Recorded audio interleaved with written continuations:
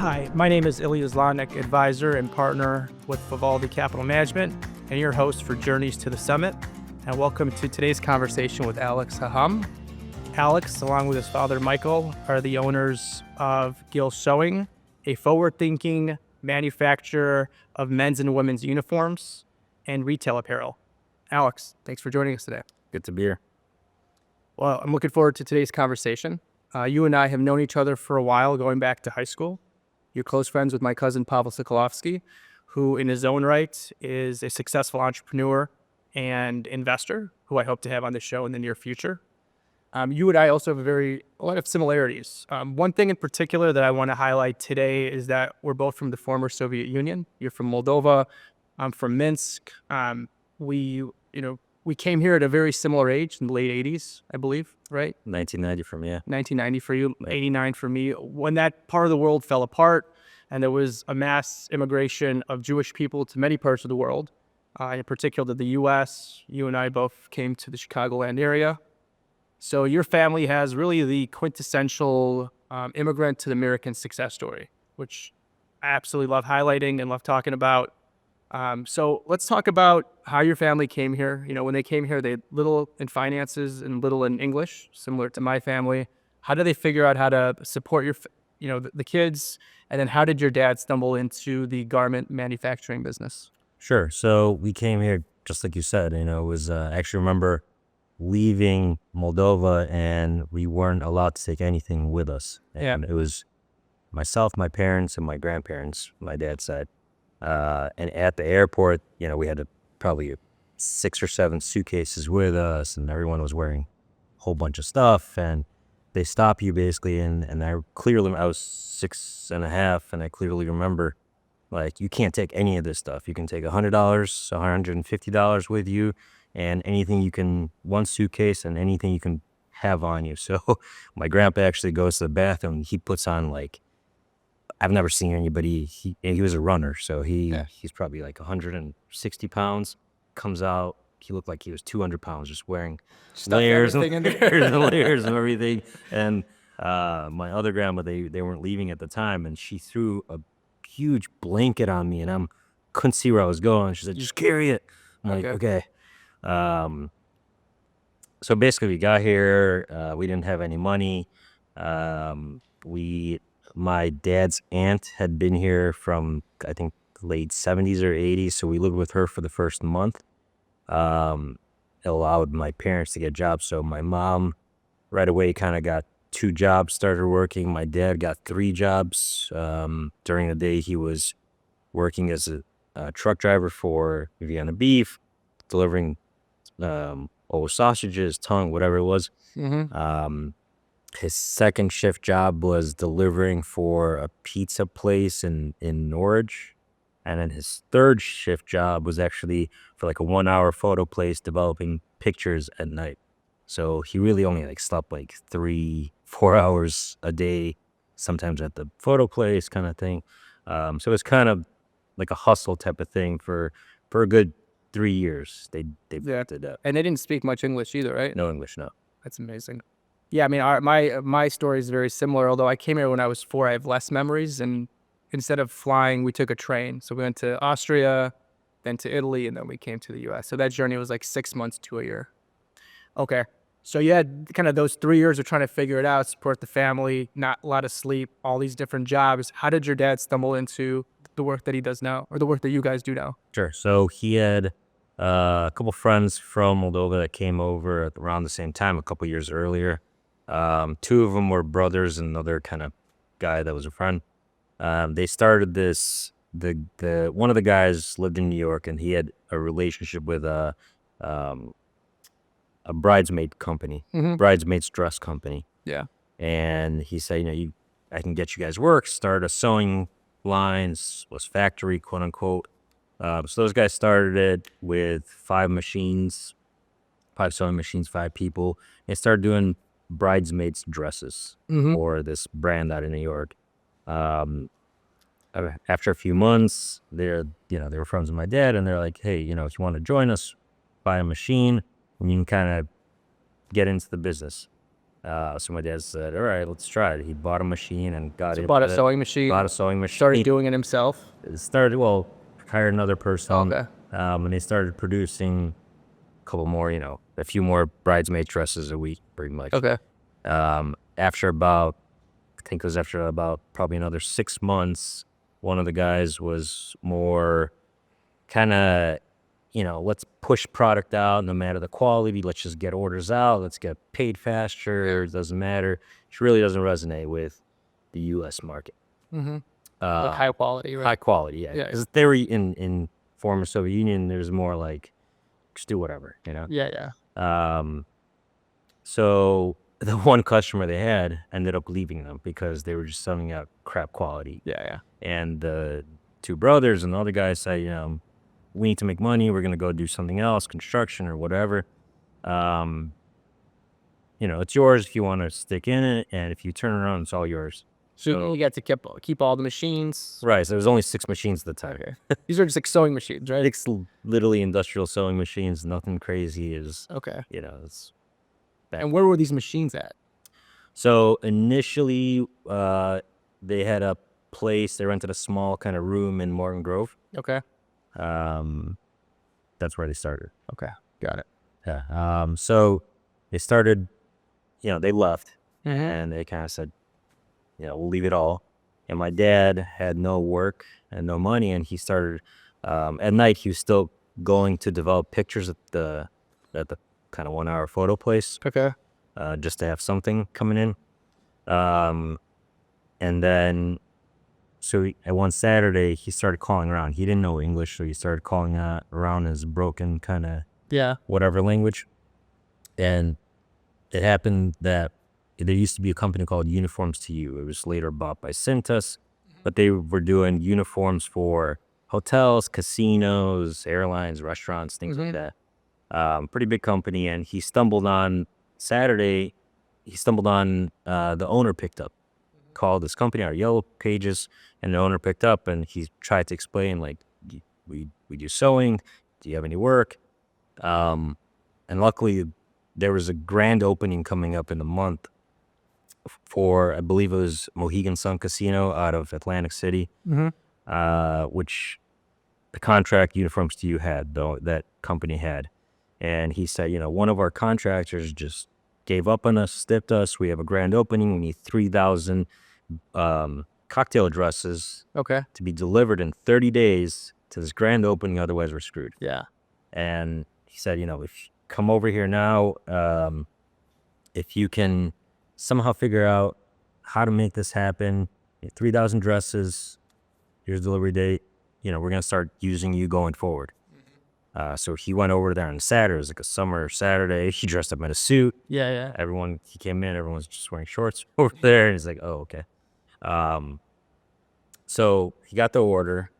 He, with 6 machines. I'm trying to envision how he comes in that suit. It's a hot summer day. His broken English. Yeah, black trying to suit, pitch on. no English. And these guys are in the boardroom wearing shorts. Like, and he's trying to explain, like, he can do it. Yeah. They basically said, all right, take the fabric, the trim, everything back with you, start making it. If you can do it, we'll start using you going forward. So he got back, and the same day he basically called everybody that he knew how to sew. So mom started sewing a little bit. My grandma knew how to sew pretty well. The people there, so they started working kind of around the clock, like 20 hours a day. Unreal. Sewing these Yeah. cocktail dresses with like fringes and everything. Okay. With the 6 machines. With the 6 machines there. Okay. So they actually finished the day before. The company ended up getting a private jet to deliver it overnight for the grand opening, and they made it happen. From there, they started using him more and more. He started growing, adding more machines, doing more product. It's how it started off. Wow. And then, okay, so you got that order, and then what did you do from there? Like, I know you mentioned there were some family members. How did you start hiring?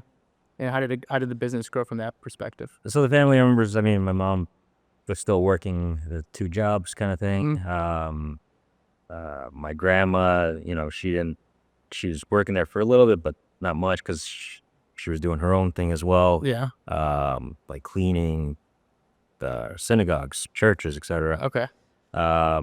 My grandpa had a job at this time too, so he just started hiring people, knowledgeable people. The good thing about we're in Chicago, so Mm-hmm. the good thing about Chicago is we have a great labor pool. So Chicago used to have, now it's a lot more, 1.5 million Polish people. It's like the next biggest amount of Polish Polish outside of population Warsaw or next to Poland. Warsaw or Krakow, one of those. Which is crazy. And a lot of those people are very skilled and knowledgeable because they used to sew back in Poland. Also, we have a huge Hispanic population. So being around Chicago, you can pull from all different labor pools. And you obviously know Polish language is not too far off from Russian, so you can kind of understand. Mm-hmm. And you started learning Polish more. And that's where they started getting the labor, the knowledge, and sewing quality. And his thing was, let's be better in quality. Let's figure out how to do it right, with great quality, better than anybody else. And number two, everyone started calling him kind of like the 911 of production, because whenever somebody had to get something done within a week or a couple days, they call him and he would just figure it out. They knew he would deliver. They knew who to deliver. Yeah. It's amazing. Well, I want to continue with that story. Actually, one thing I want to, because you're talking about the labor pool and different ethnicities, you're being able to source from to be able to produce this. The hot topic nowadays is immigration. So how do you see that impacting your business? What are your thoughts on what's going on right now in Washington? It's a great question. Yeah. I mean, it's got to affect you directly to some extent, I would think. Maybe not. It affects us very little. So right now we do a lot of military. Mm-hmm. We've always kind of dabbled in that. We started to about 15 years ago. We also work with other bigger companies from, Cintas to Universe, Superior, etc. Mm-hmm. So all the uniform companies, different brands as well. So retail brands, etc. So we actually get audited by the government, by third-party auditors for social compliance. So Yeah. you can't there's lots of companies and contractors, say in New York or California, that hire a lot of illegals. We're not in a position to do that. We don't want to do that. So we have to hire people that have work authorizations, that are able to work. So our labor pool is a little bit smaller. However, And your cost of labor is higher. Our cost because of of that. labor for sure is higher. Yeah. But we make up for it in quality. We pay more. We expect more. Quality is better. And it's more of a dedicated workforce versus people that are kind of here, or they have to find another job tomorrow. So if anything, this is good for you. It sounds like it, because you have people are going to be coming to you more often, more consistently, because they know that you can deliver. It's not like one day you have employees, the next day you don't. So yes and no. So what's been happening the last few years is the U.S. has been giving Venezuelans, refugees, work authorizations about a month after they come here. So that helped us because those people are knowledgeable as well. They came up here, they're able to work. So the borders were open more. It helped us. People from Ecuador as well had work authorizations. People from Honduras, they gave a small amount for people for Honduras. That didn't help as much. But even like How about Ukraine? So Ukraine helped us tremendously. About before the Ukraine war, and it was harder with the borders then as well. There was only about a few 100,000 people that they gave visas, work visas to, and you had to sponsor people. Previous to that, with the Ukraine war, as unfortunate as it is, we had a few 100,000 people come to Chicago because they're probably very skilled too. Are they? Right? Exactly. Yeah. They're knowledgeable, they're skilled, they used to sew, they know how to sew, and it's more constructed. In Ukraine, there's big wool mills, so they did a lot of suiting, we do a lot of constructed items, not t-shirts, which anybody anywhere can do. Yeah. But we're more like blazers or jackets, pants, something that has more. I saw a cool bomber jacket on your site. Exactly. Yeah, I like that. Get one of those. So when those people came in, they get work authorizations through different programs. Within a month or two, and we were able to hire. We've since hired about close to 60 Ukrainian people in the last 3 years, which helped us a lot. Prior to that, it was kind of difficult because I used to walk around even neighborhoods and post signs on stores, grocery stores, laundromats, everywhere. Literally Saturdays and Sundays, walk around and post signs everywhere in every different neighborhood to find people that are knowledgeable in sewing. Yeah. And now they're kind of coming to you to some extent. Now we have a list of people that are waiting for jobs that we can hire. And then when did you start getting involved in your dad's business? So right out of college, actually, I went to U of I, and my dad at the time when I was going to school, and he's like, just like any immigrant, you're either going to be a doctor or a lawyer, or that's it. Those are your two options. But accounting, finance.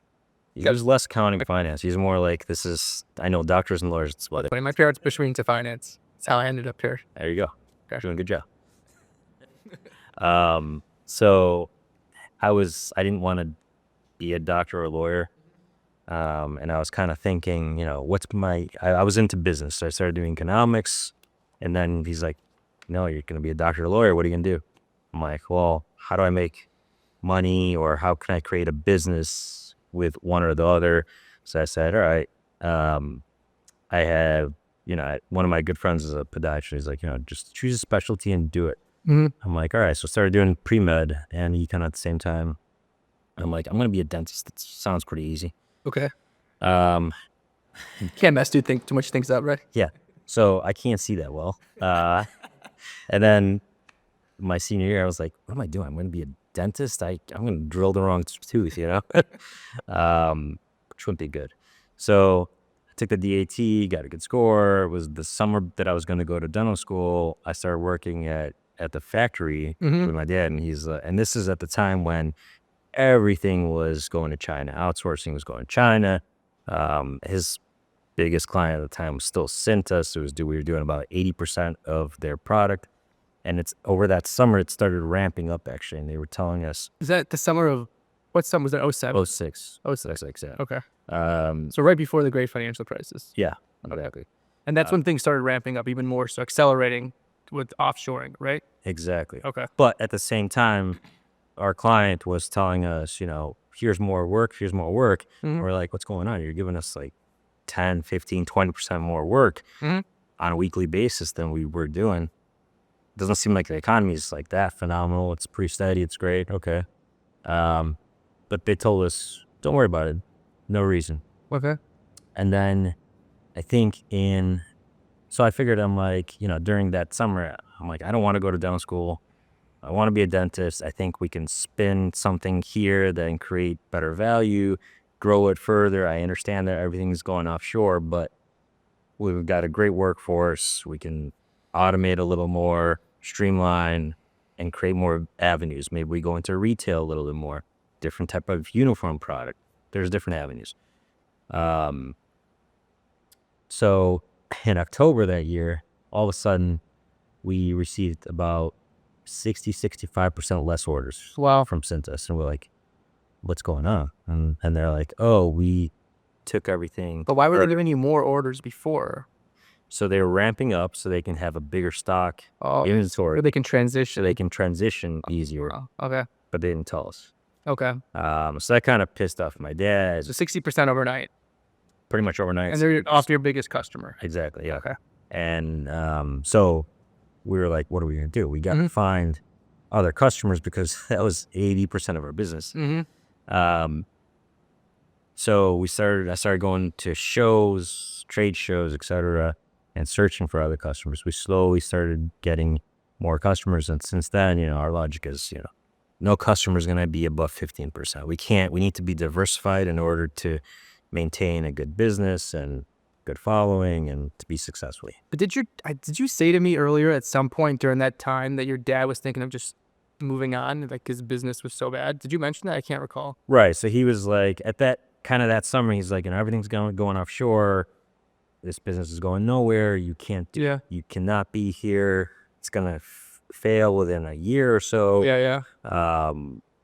And I just kind of saw different things that he saw. I was stubborn. So what did you do? I mean, so because a lot of, like you said, a lot of people are moving offshore.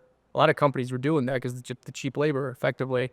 What avenue did you take besides diversifying your customer base? So diversifying your customer base is a big aspect of it. Finding different product as well. Also going into retail sector. So different brands from like Billy Reed, Toad & Co., Woolrich. We started going into the retails. Also, what diversifies us from what you can do with us that you can't do offshore is when you go offshore, the way the setup is, it's pretty much you go to one factory and they're set up to do one product only. Yeah. So you go to a factory and only at do a time, right? Or like indefinitely. Indefinitely. Okay. Because they don't have the labor pool that's trained in diversified product. Their machines are set up for one type of product. And they don't really want to think outside the box. You know, they get orders that are, 5,000, 10,000, 20,000 pieces, and they're set, even 100,000 pieces. Yeah. For us, we're in a different market, and the way we grow and the way we differentiate ourselves is, that's fine. Give the 100,000 piece orders to China, to India, wherever you want to give it to. We're going to be here where we can make the smaller orders, whether it's one piece, we charge more for that, to, 10,000 pieces, 100,000 pieces we can do as well. But we can do smaller quantity, and we can do across the board any product from knits to wovens to bottoms, tops, shirts, jackets, outerwear, pretty much anything. We have different lines set up to do different types of products. So we're kind of like a one-stop shop for a brand or a company. Got it. So they'll pay more, but they'll get better customer service, higher quality, and a quicker turnaround, I assume. And less quantity. You don't have to stock as much. You don't have to inventory as much. So your cash flow is a lot better. Got it.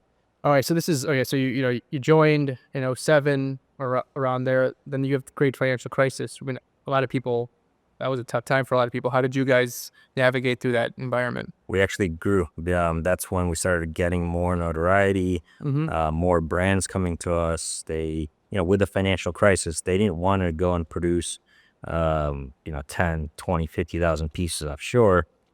Money was tight. Yeah. So they're like, all right, let's produce 300 pieces. Let's produce 500 pieces. Yeah. Let's keep it here. We're going to, the thing with offshoring as well is you see a lot of people look at it as, this thing costs maybe $20 here and it costs $7 or $6 offshore. Yeah. And that's kind of tunnel vision for them. What they don't understand is the good companies have to look at quality. So you have to have a quality person there to check quality, because you can't hire outside quality. Your product's going to be shitty. Yeah. Duties, freight, time, going back and forth and trying to explain how to make that product and creating the steps for that product is costly too. So people don't think about the overhead of offshoring. It still doesn't get to that $20, but it gets you closer, and you have to give as much cash to do it. Got it. Okay. And then how did you, you started diversifying your business even outside of that, because you told me, you were getting a lot of winning these businesses through a distributor, right? But right. So we were selling, we were producing 4 brands and uniform companies. And then after I was there for about 2 years, a year and a half, 2 years, we built our own kind of work in process ERP system, because there's no kind of process, more like, what's going on? Where's this order? Where everyone's kind of running around with their heads cut off. We built our own proprietary ordering system, ERP system, to track where everything is at, so it creates a smoother kind of production schedule, inventory system, etc.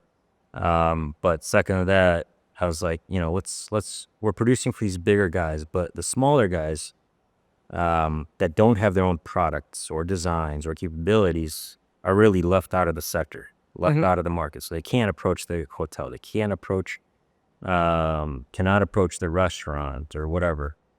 Let's give them an avenue to do that. So let's create our own catalog. Let's offer the custom products to them, customizations, full design, pattern making, etc. Let's open up the market to them so that they can compete.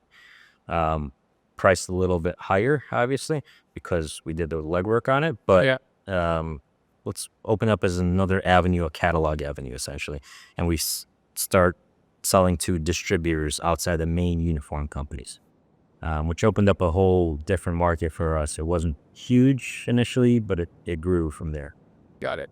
But then you eventually started going direct to the retailers. Right. So you mentioned that story. Oh, you go ahead. And then you mentioned a Walgreens story that I thought was fantastic. Right. So the catalog company we opened up and selling to distributors called High Performance Uniforms.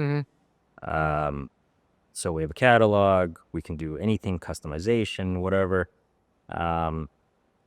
After a while, we had, around 2012, 13, it was, after the recession, our customers, even distributors, came back and said, people have a short-term memory. And they're like, well, now that we know how to do this and how you're doing it, I can go to China and China opened up a little bit more, obviously internet, Alibaba, etc. I can go to China and make the same product, blah, blah, blah, give us better prices. And we're like, our cost of labor, overhead, everything's going up. You want better prices, try going to China, see if it's better. A lot of them did. Some failed, some succeeded. But we said, this is another stepping point in our company projection. What do we do now? We lost some business to the distributors going offshore. Okay. At the same time, we said, maybe we try going direct. So we started going direct with a small amount of customers initially, smaller customers, maybe like 2 or 3 customers. And the logic that we had going direct, we said, if we're doing a program for a uniform customer, distributor, whatever, if we're doing a program for them, we're not going to compete with them. That's just not right. However, if we're not producing a program for them, whether it's domestic or offshore, then a free market is a free market. Let's see if we can do a better job, better service. We actually started getting calls from direct end users and saying, we found out that you're producing for company ABC. Could we go direct with you? And we ask, why? And there's a lot of times it's just service. Service sucks. We need better Or the service. distributors, it sucks. Within the distributors, Yeah. we need better, communication, everything. And we said, let's try. We're not going to go direct with you if we're producing for the distributor, your program, but let's try it. Around the same time, later on, actually a few years, we were doing smaller kind of direct customers, restaurants, some hotel groups, some promotional space companies. And later on, around 2018, I actually got a call from my buddy, and he was working at Walgreens, and he's like, hey, they're searching for somebody to A, do uniforms, but B, it was around the time there was the Puerto Rico hurricane happened. And he's like, we're coming up to the 1-year anniversary. Do you want me to give your name as a contractor that they can maybe talk to and produce some stuff for them for the 1-year anniversary of the hurricane? And I said, yeah, that's fine. So somebody called us, and I spoke to them. She kind of got to know us. I'm actually friends with her to this day. And she said, can you come in here, bring your designer, whoever. We're looking to do a jacket for the 1-year anniversary. And this is May, and the anniversary of the hurricane was August. Okay.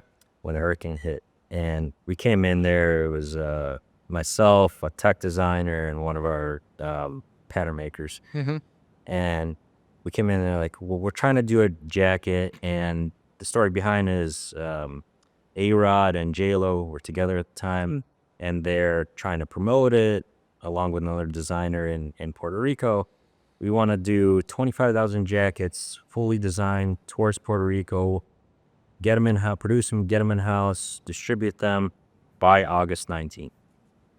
And I said, all right, well, we need to design it. Luckily, we kind of started testing like design on an iPad type thing, just draw it out, put color in, which is kind of cool.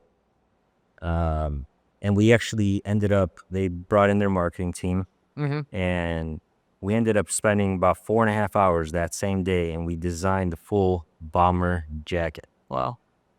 Which is crazy because they had other companies come in and they're like, all right, well, we'll go back, we'll do some design, we'll send you the designs, you tweak, tell us. It's going to be a whole like month ordeal. Yeah. And they love what we came up with because we were kind of going back and forth right there. Yeah. And they said, well, can you make this happen? And I said, yes, our job, and I get this from my dad, is no matter what, figure out how to make it happen. I go, in those moments, are you like 100% confident that you're going to be able to make it happen in the back of your head, or are you like, there's a chance it might not happen? There's always a chance it might not happen, but I will go through a brick wall to make it happen. Yeah, yeah. Especially given the opportunity to get in with the Fortune 500 company, or the big business, etc. Yeah. So we'll go back. The 25,000 jackets in like effectively, was it 4 months? Well, it was already like around like May 10th, 12th. So yeah, less than 4 months. Okay. You're doing other business too at the same time. We're doing other business. Yeah. So that was, the biggest thing at that time for us. That's huge. And right away, we sent it to a few factories we work with offshore. And we're like, this is the design. We're going to have the pattern made tomorrow. Our pattern makers are working on it. Let's get quotes. Let's do this. Got quotes right away, locked in kind of like a purchase order with a company. They started doing sampling. We flew out there right away to do the sampling, stayed there for a little bit. Which is, where's there? At that time, it was China, actually. Okay. So hold on, just stop there, because you were doing a lot of manufacturing onshore, and you started diversifying your manufacturing to offshore too, because just to get more things done. Well, to get more things done, and the price point for those jackets, I think it was $19 for a bomber jacket. Okay. Made, delivered here. Yeah. Flown in, because there was no time to sea freight it. Yeah. So that was, I think at that time, it was like $5.50 a kilo it cost, and one jacket's about 2 pounds. Got it. So you're right around a kilo. So we had to do it as efficiently as possible, as fast as possible. And the only place to do it really that fast at that time was China, because the fabric's still a good chunk of fabric produced around the 4 markets around the world still gets done in China. So if we produced the fabric in China and sent it somewhere else, we'd just extend the lead time. Got it.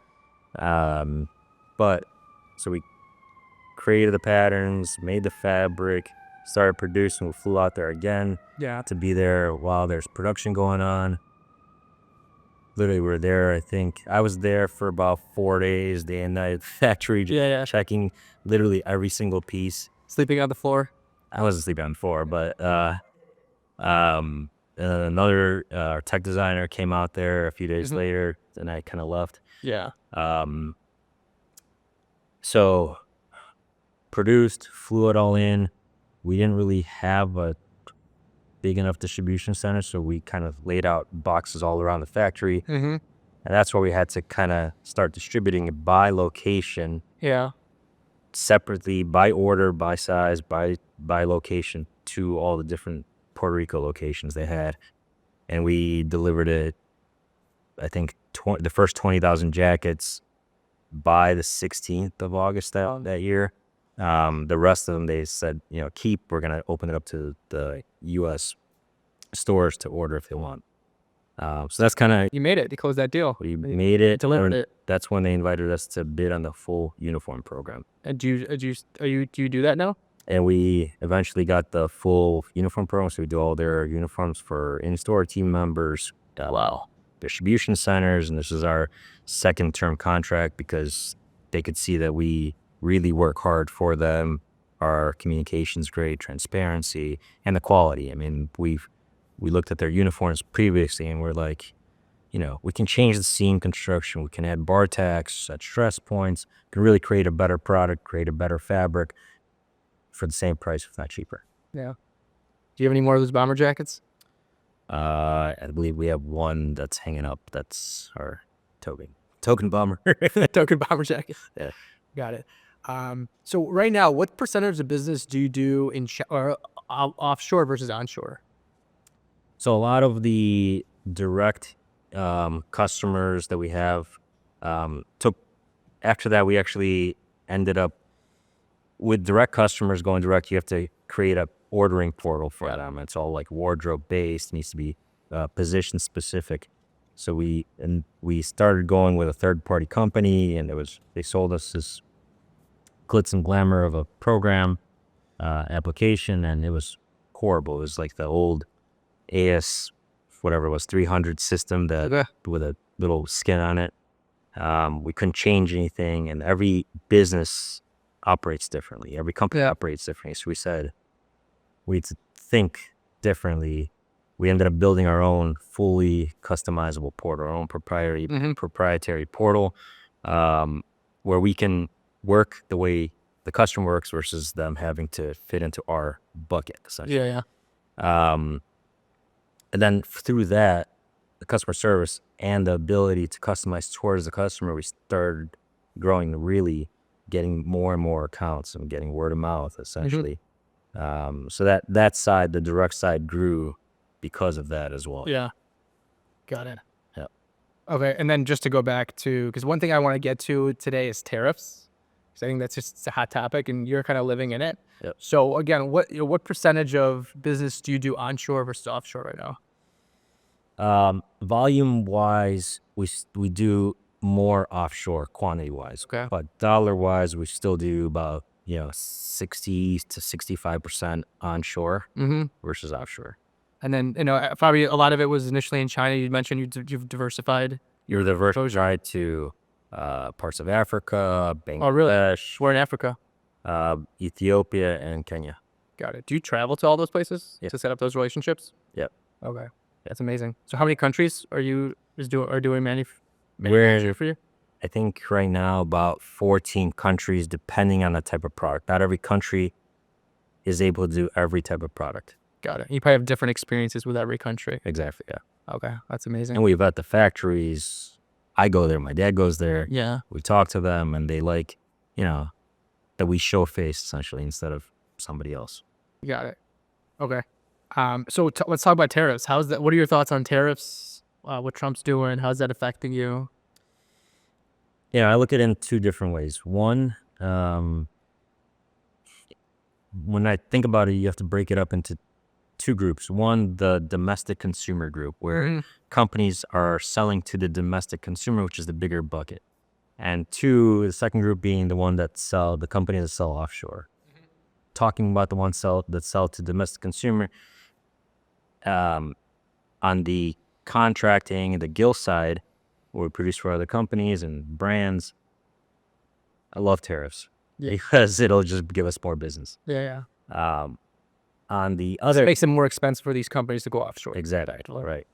On the other hand, on the high performance side, where we do produce more quantity offshore, the cheaper product, or less constructed product, I should say, it really doesn't matter to us because it sets a level playing field between us or company B or C or D.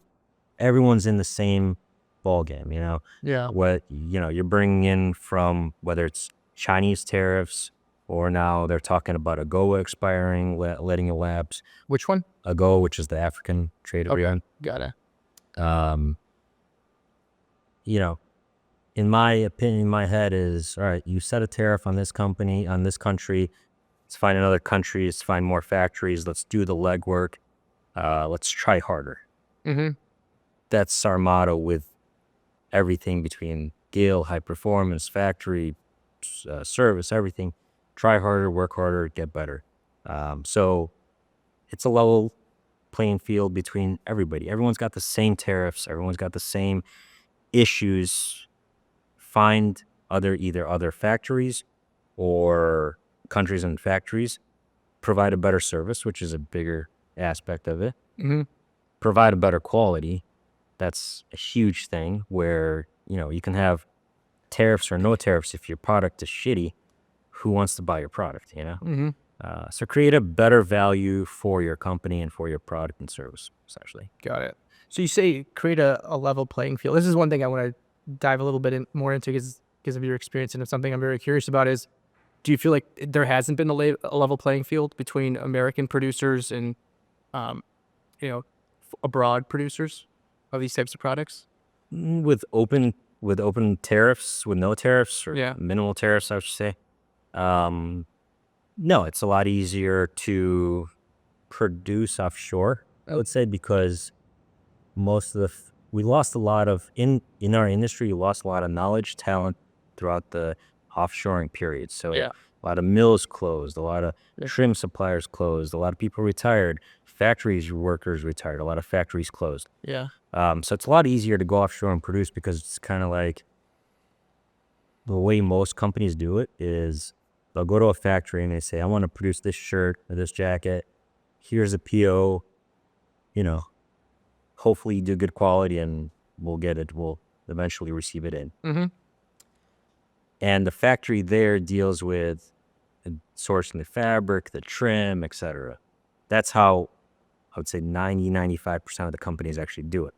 If you want to do better, then do the legwork. So what we do is we go to the mills. We work with the mills direct. We work with trim suppliers direct. So we create our own fabric, we quality control that, and then we designate factories that we can use for that product. So we don't send it to one factory. Mm-hmm. If something happens tomorrow, like COVID-36 or whatever it is, we can divert countries' factories because it is our own produced fabric and trim. So we don't have to rely on the factories. That's a lot of the legwork that other companies won't do, I would say. But it also creates a better quality product that you can kind of see what's going on. Yeah. I mean, the thing I appreciate about your story is, and kind of the way I've always thought about business is things are always changing. There could be tariffs, there could be markets can go up, economies can go down. That's just the way it is. You just have to consistently navigate. And you've diversified your business, it seems like, well, from manufacturing, country perspective, but end clients to where not one tariff or government or economic issue is going to kill your business. Exactly. I think diversification is huge. The fact that we rely on our team members, our employees heavily, everyone works hard. I think doing the efficiencies behind the scenes makes a difference. Got it. We operate, like in the office, we really have about 8 people in the office. For a company, we have total about 190 people in production. Yeah, very efficient. So 2 things before we wrap up. One thing I want to talk a little bit about real quick is technology. Sounds like you've built your own portals, your own systems. How do you view AI impacting your business, even with the labor pool effectively? I think, I don't know much yet. It's kind of still early. Nobody really, maybe people do know, but from our standpoint, I think we're starting to use AI in the marketing end of it. I'll give you an example. Like before, we used to do photo shoots. We used to plan, 6 months in advance. What are we going to shoot? Create samples, find models, set the studios, photographer, everything. Now it's a 2-hour process. There's apps where you upload a picture that you snap on the ground of a shirt. Yeah. You upload it, and it's been an hour. It spits out a AI model that you don't have to copyright. You don't have to pay anything to. So the market strategy, the go-to-market strategy is a lot faster. On the production side, there hasn't really been a huge production shift into AI. I'm imagining humanoid robots in 5 or 10 years doing sewing. Yes, it's possible. So going back to what kind of like I mentioned offshore, they have one factory doing one product. Yes, for what we do in the States here in Chicago, where we are diversified and we can change products basically within like the next half hour, we can just switch a product up Yeah. that we're producing in a line. You can't do that because the more you automate or AI automate, you mentioned a robot sewing, you automate towards one type of seam or operation or product, and then you can't change. You can't switch over back because you spent that money on operations. I'm not looking 50 years ahead or even 20, 30 years ahead. Maybe there's some AI robot that really knows how to do every seam on a regular single needle stitch. That's phenomenal. Yeah. Bring it on. I mean, I don't know. I've seen some of these videos with these robots walking and what they're able to do. It's pretty remarkable. And there's one final question just to wrap it up. What do you see the kind of the future of what you're trying to create? Are you looking to continue to grow the business? Are you looking to sell it? Where are you at with that from a perspective? I think we're in a good position. We're very healthy, no debt. I think we have been growing. I think it's fun in my view, it's fun to watch it grow. It's kind of like a baby. Yeah. My dad's got more energy than I. He's 66. He still runs around every day around the factory. He can't sit still. I see your dad at the Russian bathhouse from time to time. That's can't- probably where his vitality comes from. Exactly. Just always, he's fun. Yeah. And he enjoys it as well. I don't know what he would do without it because he'd just be bored out of his mind. Yeah. So I think creating growth is always great. There's days that it absolutely sucks and there's issues. If people don't show up or quit or something, you always have some kind of issue or problem. But in the grand scale, you look at it and you're like, man, we grew this so much. Last year, we moved into we purchased a building, 123,000 square feet. We were in Chicago. We actually moved back to Morton Grove where it all started. It's a bigger building, more efficiency. We can do more operation there, more production. So that's part of a big step in our growth process as well. That's awesome. When you're having fun, even though you can't have fun every day, you're kind of in the right place. So love hearing your story. Good luck with the growth. Looking forward to hearing more as we kind of hang out and talk more over the future. Thank you. Appreciate it. All right.